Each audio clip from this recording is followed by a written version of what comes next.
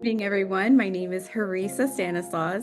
I'm a public health leader and international spoken word artist and founder of Breathe, Speak, Thrive. My work lives at the intersection of creativity, wellness, and liberation, especially for Black women and people across the diaspora. And tonight, I have the deep honor of being in conversation with someone whose work embodies all of that and more. Lisa Hurley. Woo! Thanks for having me. Thanks for having me. I'm so happy to be here, and I'm so glad that you and I are collaborating. There's so little of that, and there needs to be more. I'm glad we're collaborating. We're in sort of in similar spaces. I write, I do poetry. We both do breath work. We both do all the things. But I'm so happy that we are collaborating and expanding each other's work, amplifying each other's work. And so thank you for having me as your guest. Thank you. So, to introduce you fully, because your bio is amazing. It is a shorter version, but you are phenomenal. Thank you. Lisa Hurley is a three-time Anthem Award-winning activist, writer, and community builder. Her work centers Black women and converges at the nexus of self-care, community care, joy, and rest. Lisa Hurley is the author of Space to Exhale, this amazing book, a handbook for curating a soft centered, serene life, a transformational guide created to help us beat burnout, embrace rest, and reclaim softness. Part memoir, part manifesto, part meditation companion, Space to Exhale offers us a self help manual and a sacred reminder. Take off the superhero cape, Take put it your off. mask on first, and choose a life that honors balance over burnout. She's also the founder of The Great Exhale, a virtual sanctuary rooted in sisterhood and soft living, a space where Black women can lay their burdens down, breathe deeply, and simply be. So, this book is a permission slip, a homecoming. Mm. Q&A isn't just a conversation about a book. It's an invitation to expand our collective space for softness, truth, and community. Whether you're here to learn, reflect, or exhale, welcome. Love that. Thank you so much for that beautiful intro. Um, I'm just excited to get into this conversation and to share space with you and with everybody that's listening and create a cocoon, right? Create a space for us all to share, a space of softness and safety and relaxation and high vibrations. Yes, with that said, I would love to invite you to lead us in a grounding exercise before we start. Oh, absolutely. And as you know, I do have a podcast, and at the beginning of every episode, I start with a breathing exercise. And so, let us all together, let us do what I call a collective breath. And I invite you to relax, close your eyes, make your shoulders more relaxed. Take them from being earrings, take them down. Relax your shoulders, relax your chest, relax your forehead, your eyebrows, and start breathing more and more slowly and deeply. And inhale through your nose for 3. Inhale. And exhale. One more time. Inhale. And exhale for a count of 6. Exhale. 2, 3, 4, 5, 6. Inhale for 3. And exhale for 6. 1, 2, 3, 5, 6. And twice more. Inhale. And exhale.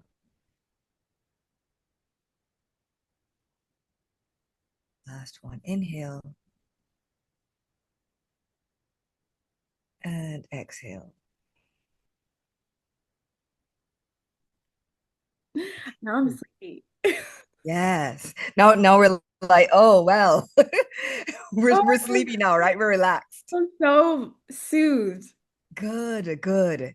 It's so important to take every moment you can to ground yourself, to center yourself, to take a breath. And um, that's one of the things I love about breath work is that you can do it anywhere. You can do it anytime. It is free. There are no barriers to entry, right? You don't have to sign up and take a class unless you want to, right? Unless you want to. But it is accessible to everyone. And it is an easy way to ground yourself, to regulate your system, and to get centered. And so that's why I focus on it. Mm. It's so nice being on the receiving end of that. I usually Because feel you're normally the one leading, right? like Well, question for you. So, since this is just a conversation, so what led you to get into breath work and all of the things that you do? oh, my mom. I mean, Oh, we love moms. yeah, my mom. She's a huge influence on me. She the reason I'm a poet actually is my mom. She discovered when I was what, like 7, I was writing on scraps of paper, and she asked me like, "What are you writing?" And she said, "You said very clearly, I'm writing poetry." And so I love it. then and bought So me a you knew at age 7. yeah, and so she bought me a book, and I started writing it. I actually still have it. I love that. So all of that, the breathing, being in public health, even like the health Hmm. focus, all for my mom. Yeah. Yeah, yeah. Similar to me in that my mom is actually a Reiki master. And Mhm. so both my sister and I are Reiki masters and she trained us. And so yeah, moms are everything, big ups to the moms everywhere that are showing up and, teaching us and leading us in the right way. Love that.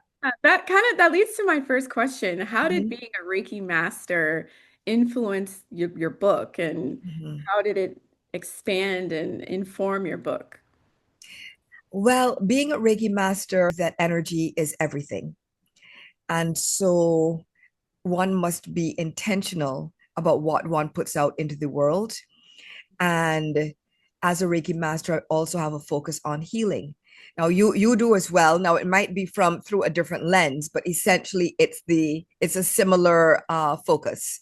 Can people be healthier? Can people be more balanced? Can we focus on wellness? And so having Reiki as the lens through which I look at health and balance and being centered, I wanted to infuse that into the book in multiple ways. And so that's why the book it starts with an author's note, which is a gentle introduction. It's the introduction to the introduction of the book. And I did it that way because it is soft. It's a soft entry. It invites people in. It's not starting with, here are the stats about why we need this work now. We get to that, but I wanted to gently invite people in, to have them experience the book as a conduit to them relaxing their systems, feeling regulated, feeling centered, feeling safe. And because when I do Reiki and when I am at my most balanced, there's no better feeling in the world. You feel like you can do everything, but you also feel like you don't have to. Because, Mm. right? Because you're balanced. Yeah, Yeah. it's a matter of choice. And so Reiki is sort of the foundation of everything that I have written in the book, because the book itself is about good energy, vibrating higher. And I'm not talking about in a toxic positivity manner, right? Um, when you are fully, I know you've read some of the book and that you'll fully dive into it some more, because it's a big book, right? So I know it's not it's right. I love it. Thank you. And again, also thank you so much for supporting by purchasing the book. I really appreciate that. But it's meant for people to interact with bit by bit, step by step, breath by breath. It is not a book that you hustle through. Yeah. Pick it up on a Sunday morning, read a few pages, do a meditation, do an affirmation, do some breath work. That's how I would love people to interact with the book, so that they are getting micro moments of healing every time they read it. Yeah, I love the way you designed it. I remember you saying that you could kind of take the different chapters as a standalone, Yep. and that makes it really approachable, especially Mhm. how busy we are. Yeah. So you're Listen, nobody has time. Nobody has time. right? And I yes, as an author, I'm an author, but I'm also a reader, Mhm. right? We're both readers. And so yes, there are times where you do want to sit down and read an entire book cover to cover and read it consecutively, Mhm. but you genuinely might not have the time. Yeah. And so I was thinking about that as I designed and structured the book. Like, Mhm. okay, how can I make it easy so that people are not intimidated by the size of the book? Because I know, she's a 300 pager. I understand that, right? And she could look intimidating, but she actually is not. And yes, my book is female. Don't ask me why, but She has to be. right? She's all, do you see the nice curvy swoosh on the front? I'm like, she's got curves. She's a girl. Yeah, she's sensual. She is. Yeah, I She love it. is. I love the cover. I love the way you are so intentional about your color choices, even when you do your LinkedIn posts. It's all very thematic. Mm-hmm. It feels the cover looks like an exhale. Thank you. Thank you. That's what I wanted. And I thought of as many aspects of the book as possible. All the details, like when you open it, the inside of it, the paste down and fly page are actually pale pink. Mm, And so the main color of the book, so to speak, is green. And then mhm, that other color is pale pink. And that's because green is for the heart chakra and it's also the color of healing. And pink is the color of unconditional love. So right. So when I say Reiki and good energy and everything is infused in the book, I mean that every single decision was about, okay, how is the reader going to interact with this and receive it and sit with it, learn from it, mhm, be challenged by it, be mhm. comforted by it. So I thought of as many ways as possible to create moments of sanctuary for the reader. Mhm. Love that. Really quick, my mom really likes stones, and so she has a Mm. rose quartz and Yes. likes to get it in like the shape of a heart because it's found for love. So Yes. that it reminded me. Yes. Yes. I love that. I'm gonna have to meet your mom one day. I don't know how it's gonna happen, but I'm gonna claim that. I'm gonna claim it. She would love you and you would love her. You'd be like, where have you been all my life? Right? Right? She sounds amazing.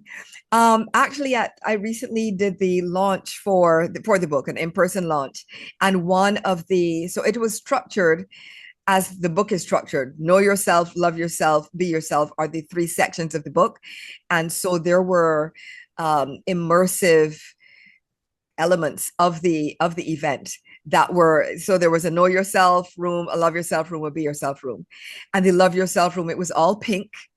There was like a little heart-shaped table. There were little rose quartz hearts strewn about, so just always thinking about the intention and how do you want people to feel. I think it's really, really important. Yes. I mean, I feel the intention throughout the entire book. Oh, I thank do, you. I have to bring up though, you're Caribbean and I'm Caribbean, and I'm like, yes. Yeah. Wait, where are you from? Where are you from? Oh, my dad's from Grenada, my mom's from Panama. Yeah. I love it. I love it. It's like, oh, she's the island guy. Okay. Island gal. So Yes. I have to ask you because how did your identity as a Caribbean woman shape the way you approach rest, Mhm. softness, and survival in this book? So I'm so happy that you asked this because I am of a, I'm of a, you and I are kindred spirits, but different generations, which is good, very different generations. So I am from a generation when growing up in Barbados, where at that time, Bridgetown, the capital city, used to close down on weekends. So it would be open Saturdays until either noon or 1 o'clock, and then every store, every bank, every whatever would shut down.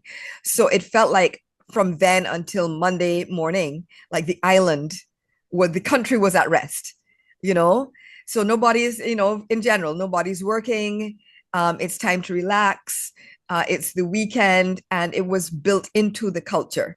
So you Mhm. might go to a party, or you might do something of that nature, or just stay home quietly, spend time with your family, go to church on Sunday or whatever. But what you're not doing is major hard work over the weekend.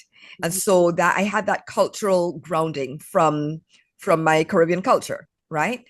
Also, my mom, excuse me, my mom, when my sister and I were um young enough to be on our own for like maybe an hour or two. We're still not super young toddlers, older than toddlers, but still young enough to where she needed to be a mom. But she could take a nap, so she would take a nap every Sunday. She would take a nap for like an hour. She would tell me and my sister Sharon, okay, I am here if you need me. Please don't need me. Right. Like boundaries. Please don't need me. Please let me sleep. But if you need me, I am here. I'm like one room over. We weren't like abandoned. She was right. She was right there, one room over. But she was resting. This was a habit. We knew it was every single Sunday, at I think around 1 o'clock in the afternoon, and either between 1 and 2 or 1 and 3. This was mommy's rest time, and so that was a one of those lessons that you just pick up without realizing that you're being taught something. So Mm. it taught us many things, including it was micro moments of independence, right? Like we can survive without mommy for an hour or two and everything is going to be fine. We would just go off and play. But it also taught us, she demonstrated to us the importance of rest. She demonstrated to us the importance of taking off the superhero cape, because that's what she was doing. She's like, mommy needs to take care of herself, and then I'll come back and take care of you. Right. So she demonstrated that to us. And so I would say between my mom and my Caribbean culture, that those definitely informed my approach to rest and to how I communicated about rest, how I communicate about rest in the book. And I reference my Caribbean culture a lot.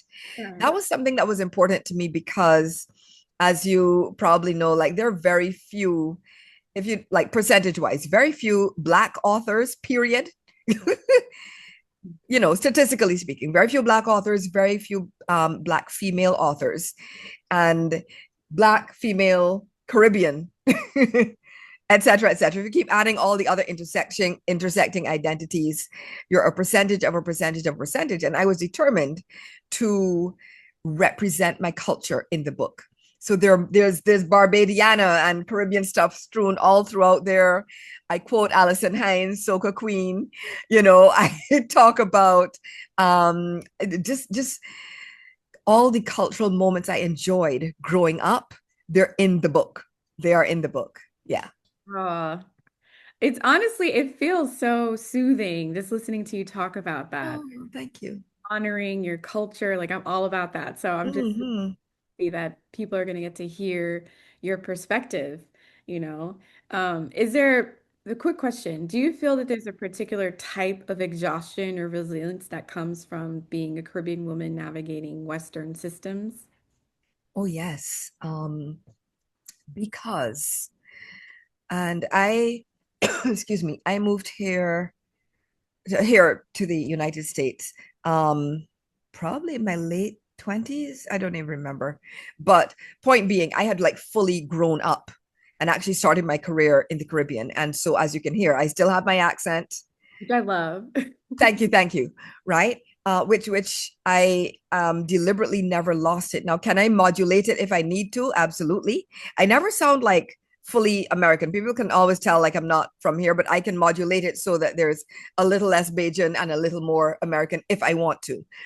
But what that means is that people hear me speak Mm. and they immediately make assumptions that I must have, I don't know. I don't know how they thought I got here. Like people have literally asked me, right? I can only I don't know if to laugh or cry or I don't know what to do. How did I get here? Well, planes exist. What did you think? Did you think I swam? I What did you teleport. expect? I think they thought you like you rode here. Right? On a banana leaf. I don't know what they thought. But you get ignorant questions like that. And you also are subjected to the assumption that because you have a certain accent, that means that you are ignorant or uneducated or any number of things, uncouth, uncultured.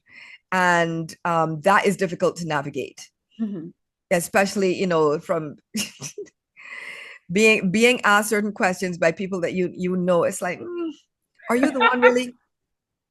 I remember a part in the book where you were saying that they had you in an ESL class and obviously you speak English, and the student was trying to say that the literacy rate in the US was higher, and you like Barbados was at 98% literacy, and it's like pure fact, and he was trying to debate you on that, and I thought that was like how on brand. I was like, oh, we can have this discussion all day, but you are about to lose this argument, sir, because here You're are gonna the facts. lose. Here are the facts. I don't know what else. I didn't invent these facts. The facts are the facts.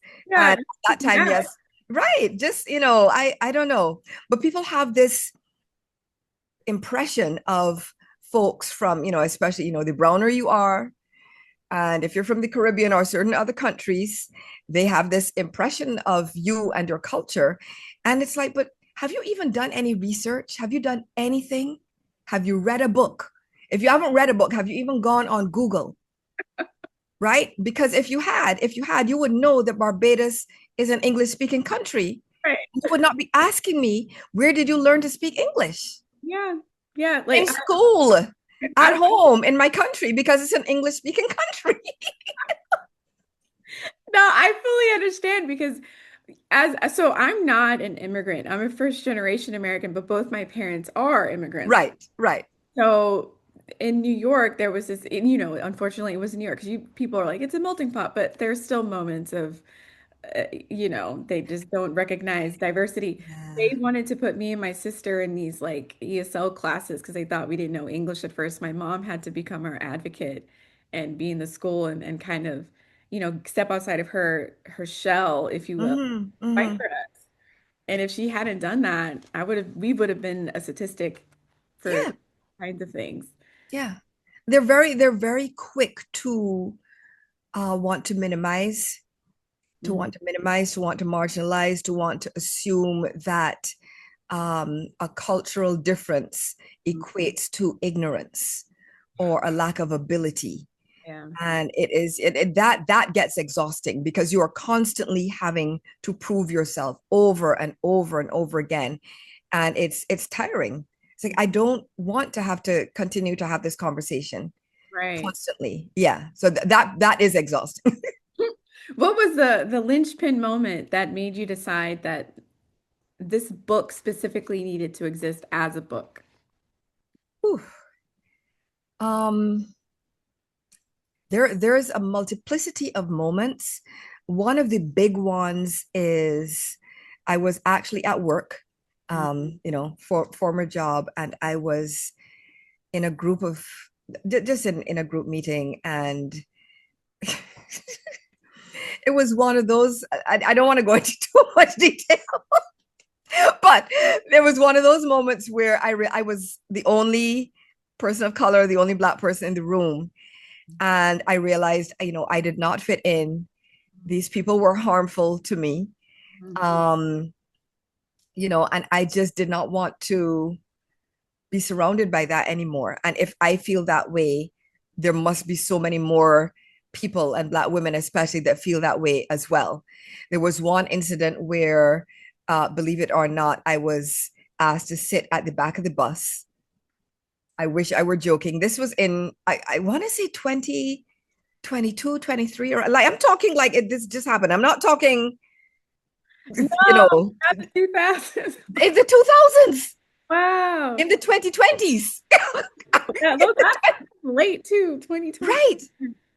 This is recent. And I was like, are y'all okay? And so it was going through moments like that, and then having to go to work and show up and put on the mask, put on the smile, still show up and be professional, and then be gaslit and doubted, and not supported, Mhm. all of the things. And I realized once again, I'm like, I know, every now and then I would meet, they try to keep us separated. So every now and then but meet another kindred spirit and throw up the fist, the fist of You solidarity. don't put yourself that they do this thing when they separate us. Yes, Yeah. they do. It's like now we can only have one or two of you. And if there's two of you, you must be like my experience has been like if there's because I'm a copywriter by trade, a marketing copywriter. So if I'm writing the copy, then the only other Black person could be they must be like in marketing or design, so we're not actually working together. girl, they put work and effort into this, into keeping us apart. Anyway, but I realized I'm like, you would see a kindred spirit across the room and throw up the nod, and just the look of shared suffering would beam to each other across We the need a room. look. They just need to look. That look that says girl or bruh. And they're like, yes, sis.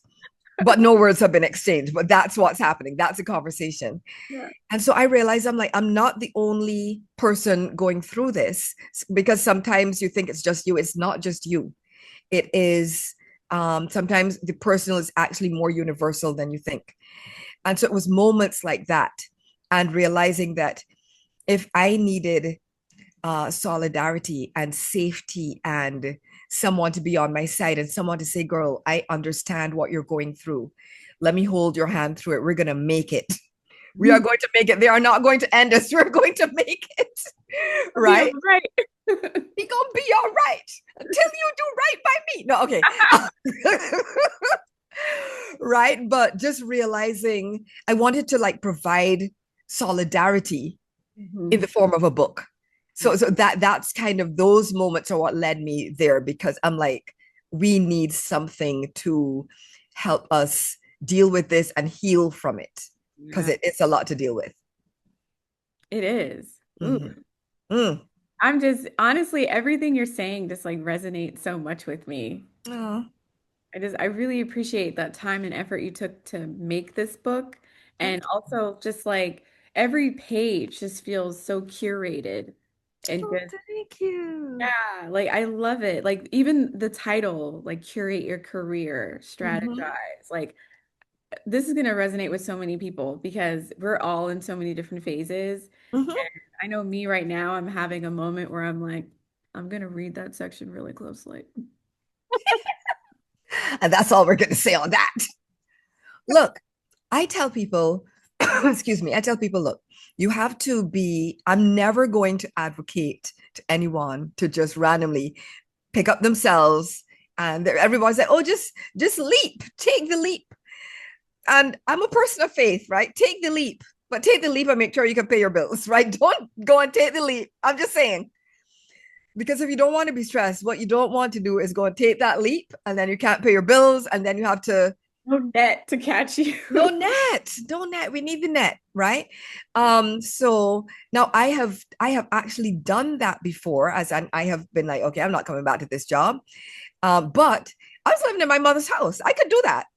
My Yeah. mother's not gonna let me starve. Like, I could do that. I could take my time, look for another job. And so there's nothing wrong with taking that leap or looking for another job or deciding, this path that I'm on is not for me, but do it wisely. Mhm. And for some people now, if you have your savings and you have your net, whatever, everybody's net is going to look different. Whatever your net is, if you have that in place, by all means take the leap. Mhm. Tell them, people, yeah, today's my last day. No, there's not going to be any 2 weeks notice, because if you were downsizing me, you would not give me 2 weeks notice. So that's how we're doing this. This is at will. Well, this is my will. And my will is that I'm not coming back to work tomorrow. Right? Now, but seriously, I've never the couple of times that I have done that, it was once was I think I was on a job for one day. So I wasn't tenured, it was brand new. I just walked in and realized, oh, this is not going to work. So Mhm. I it was very, very, I was in my 20s, let me just say that. I don't know that I would do that now, right? So I did that that one time, and there was another time I did give a bit of notice. I did give some notice and then said, but I can't come back, right? What I would say is, excuse me, behave as professionally, and in all seriousness, behave as professionally as you can, right? But prioritize you. The company is not ever, in most cases, is not going to prioritize you. You have to prioritize you. Yeah. You have to prioritize your career. You have to know what really works for you. You Mhm. have to decide. And sometimes it is a decision between, okay, do I want, um, more a higher base salary? Do I want a better title? Do I want both? Do I not care? Am I okay with being an individual contributor and not leading a team? Examine yourself Mhm. and make those decisions according to what really works for you, but make sure that you are grounded in wisdom and facts and common sense. Mhm. Do Mhm. not go out there and put yourself in jeopardy of being, homeless or anything. Don't do it. Don't Mhm. do it. That is not soft living. That is not what I'm recommending. No, no, Right. That is not. that is not. That is the antithesis of it. Exactly. Because like Right. we want to rest here. We're not trying We to be want to rest. desperate straits. Exactly. We do not want to be a desperate straight. So make sure that you are genuinely taking care of yourself. And that might look like taking, if one does decide to exit, maybe it is a 6 month, 3 month or 6 month or even 12-month window, and Mhm. deciding, okay, well, over the next 12 months, I am going to, maybe stop ordering in. Yes, I'm speaking to myself right now, but I'm going to stop ordering in, and save all my money, build up my, what beyond vex money. I don't know if you know the phrase vex money from the Yeah, from the yeah, right. So you need vex money, but you need more than that, more than vex yeah. money, right? You need your vex money and your savings.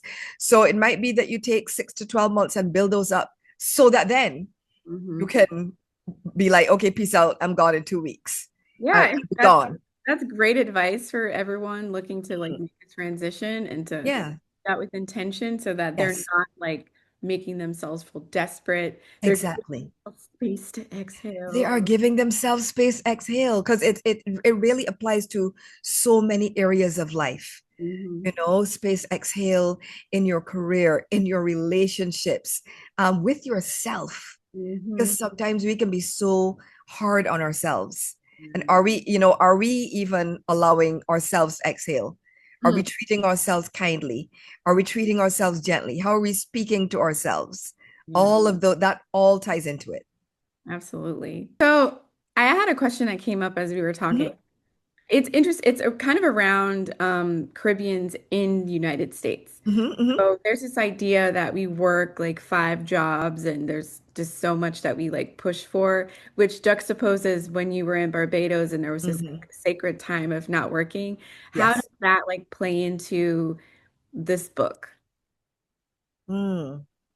Well, so I have had multiple jobs, both in Barbados and here, where, there are times where you do have to show up and do all the things. One thing I personally have not done, in a formal way, is I've never actually had like two official jobs at the same time. Like I might have had my own personal side hustles, but I'm not counting that. I'm talking about, a job where you have to like clock in, where there's a paycheck involved, whatever. I've never been like a two-job person. I always refuse to do that. I'm not doing that to myself, because I barely even want to show up for the first one. Barely. I'm doing this because I'm an adult. I have bills to pay. I'm going to be the person my mother raised me to be and show up and be responsible. But I'm not doing it all day, every day. I'm not doing that. Yeah. So that's just me personally. And that's part of what I recommend in the book. Like, if you want to or have to temporarily do, two jobs, Mm. okay, do what you need to do. But really think about, if you, for example, so you and I were saying earlier, we both love our moms. Our moms are amazing. Da, da, da. So imagine, right? We adore our moms and we are working so much that we never see them. Mm. Mm-mm. So then, exactly. First of all, never happened. Right. No, because my mom, I mean, she's here visiting with me now, I know, in New Jersey, but she lives in Barbados. So, but we speak, when she's in Barbados, we speak every day, twice a day. Like it is a right. That's my girl. Every day, honestly. So. Yes, that's my girl. So imagine you are claiming that, not you, one, we're claiming that, oh, we love our moms, and, they're amazing and we love them so much, but we never see them. How is this working? Because it's not congruent. It Mhm. is not congruent. What you're saying and your actions are not congruent. And so really think about, Okay, if you're doing this for your family or whatever it is you're saying you're doing it for, Mhm. but you're not seeing your family, are you really doing it for your family? Right. Right? If you're doing it for your family actually, hopefully, your family wants to see you, Yeah. wants to hang out with you, right? And really making decisions about, and I understand, right? I have, done the whole thing where, you have the mansion in the country and you also have the the apartment in the city, and you're doing this whole thing. And then at some point you're like, what do I need do do I need all of this? Yeah. You understand what I mean? And there's nothing wrong with it. There's nothing wrong with it. Shout out to anybody. I've never like officially had a weekend house, but shout out to anybody who does, right? Mhm. If they can. But really asking yourself, do I need all these things? Mm. Do I need all these things? Do I need this particular car? Do Yeah. I need, and don't get me wrong, the answer might be yes. The answer might be yes, but maybe it isn't, right? I remember when I was looking for the apartment in which I am, that I'm in right now. And I was having difficulty at the time finding someplace decent. I was like, I don't know how these people, I looked at some apartments. I was like, people are living like this? I was like, oh, no, no, no, not Kathleen's child, not Mrs. Hurley's child. Absolutely not. And somebody said to me, well, maybe you need to lower your standards. I was like, oh, no, no, maybe I do not. Mm-mm. Maybe I need to pray to God and explain to God, listen, you know me. You raised me. Your girl is bougie. Please find me a nice bougie apartment. And God did. Right. So there are times where you're like, you do want to stick to your guns. But then there are also times you're like, do I need everything? Mm. Like if you can maybe have a little less or maybe have a slightly less expensive car, but that allows you to spend more time with the people that you claim to love. Mhm. Maybe that's what you do Yeah. so that you're not constantly harried. You're not constantly on this treadmill, motion with no progress, right? Motion with no progress. It's not what we want. We want actual, genuine connection with our whoever it is that we love in our lives and to be able to enjoy our lives. Life should not only be about work. We talk about work a lot, and I understand that. But nobody is ever like, in their final days thinking, oh boy, I wish I had gone to one more meeting. That really, that would have made my life complete. Nobody has ever said that. Yeah. I never will.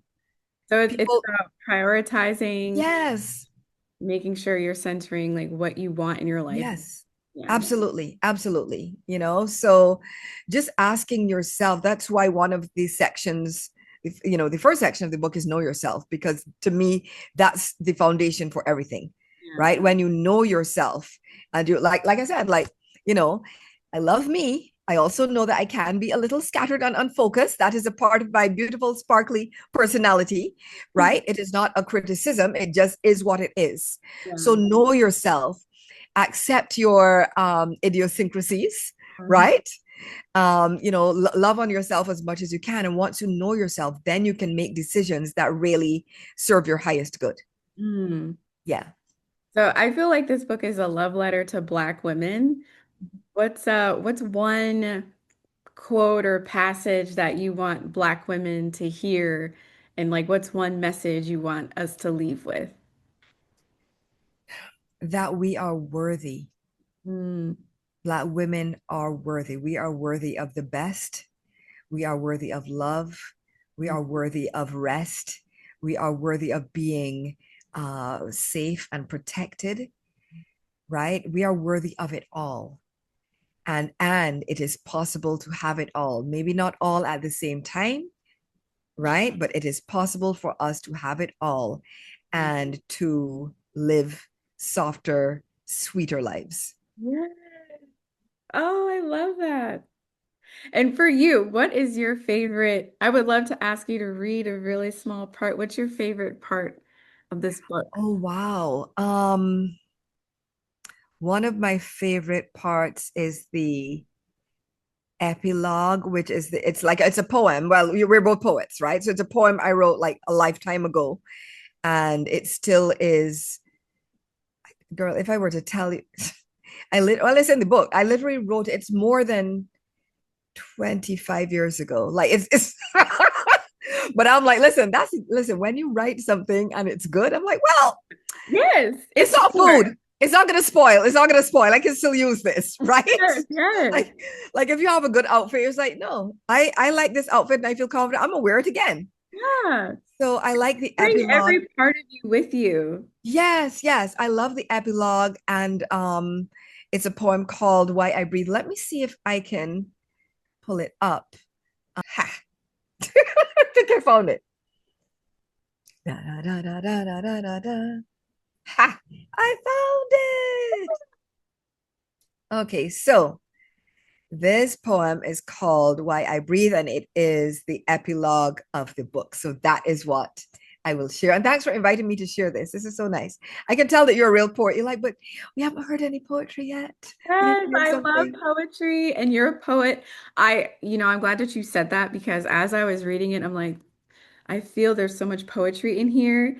Even the affirmations, the mantra, all Yes. like this feels like a love poem. Oh, thank you. Thank you. Okay, so here we go. This is called Why I Breathe. Mm. To understand the infinite, to catch a whiff, a hint of it, to manifest my soul's desires, to rise like phoenix through the fire, to amplify my depth of love, express it both here and above, to magnify my radiant heart, to share my beauty and my art, to hear God when He speaks to me. These are the reasons why I breathe. To feel my soul expand and stay wide open as I sit and pray for grace and hope, for love and faith, for gratitude in midst of pain, to feel the freedom of release, to live true joy and be true peace, to know that I am one with Him and I am blessed by seraphim who keep me strong when courage leaves. These are the reasons why I breathe. A softer life awaits on this side of the veil, a pace more slow, an inner glow, a co created grail.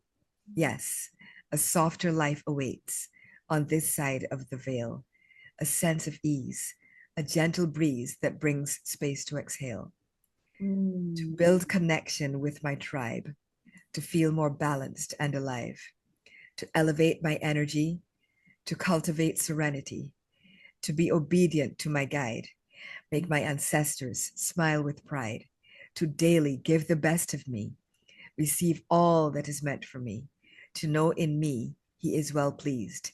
Mm. These are the reasons why I breathe.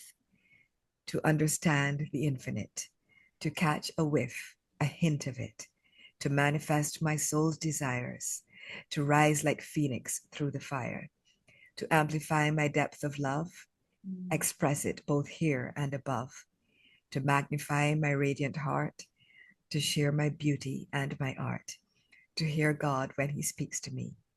These are the reasons why I breathe. Oh, Oh, thank you for letting me share that. that was beautiful. I have Thank you. chills. Thank you. Thank you so much. It's like when you're a poet, I don't know. Well, you're a poet. You're a poet too. So I'd like to know how you feel like it's like my poems are my babies, Mhm. and I actually don't share a lot of my poetry. Like when you reached out to me, I'm like, God bless her for being because clearly you share yours. I'm like, it actually takes bravery, at least to me. Yeah. Like what made you decide to like share yours so publicly and yeah. Ooh, I don't think I had a choice. Okay. I think I had to. I feel called to do Mm-hmm. fair. Yes, yes. And I was voluntold actually. The part of the reason why I started writing was always wrote as a child, but the transition to spoken word poetry Mm-hmm. sort of really just pain. Was Mm-hmm. witnessing like Sandra Bland when she passed away. Yeah. And the only way to process that was actually to write a poem. And I wrote it like at work in Mhm. between sessions with clients. And because I couldn't cry, right? So I was Right. calling in my training from my dad, the military dad, or he's like, don't cry. But how do I process? So I was able to write and then that allowed me to, make this new poem. And then when I went to an event and I told this guy, like, you're an amazing poet, you did so good. He's like, you're a writer, aren't you? And then he had me come to his event, and Oh, all these amazing poets gave me like a standing ovation. And from then, oh, wow. I just kept plugging along, and I perform, I'm consistent, and I get invited to Hmm. things. So yeah, I mean, I applaud you because your poetry is printed. This is Thank you. forever.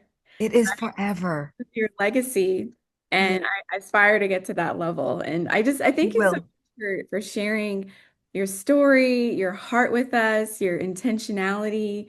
It's really healing, right? You're a Reiki master, and you really created an extension of yourself with this Oh, book. thank you. It's Thank you so so much. powerful. As soon as I opened it, I just felt this hug come over. Oh, that's what I wanted.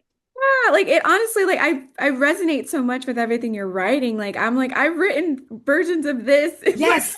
poetry, and I'm like I see myself in it so much. So I was just really ecstatic when I reached out and you responded back, and we were able to have this beautiful collaboration. Thank you so much. And I love that we are both poets. And I love that soon we will both be authors. Yes. We're claiming that. We're Yes. claiming that. And absolutely, we have each other's emails. Like email me anytime, along your journey. I'm always, available to if you have any other questions or whatever, definitely feel free to reach out. But this meant so much to me, and I love that we're both from the Caribbean. I love all of it, and I am grateful and honored that you invited me to share this time with you. Oh, thank you. My heart is just so full. Yay! My heart, like it's just I love that. and you know what made me really happy? We did the millennial heart. Right? This one is substantial, This okay? is a good heart. This is real. This is a real heart. Yes. And my Zoom recognized it because it gave like the little heart It thing. gave you a little exactly. It knows. It knows the real thing. Yes, wonderful. Well, thank you so much for Of pouring course. into the space. Your words, your presence, and your truth are reminders that rest is not laziness, it's Hmm. resistance. That softness is not weakness, it's power. Yes. And to everyone here, I invite you to carry this conversation forward. And I'm just really grateful for this opportunity. I'm Herisa Stanislaus, and it's been my joy to share this space with you. Thank you. And bye, everyone.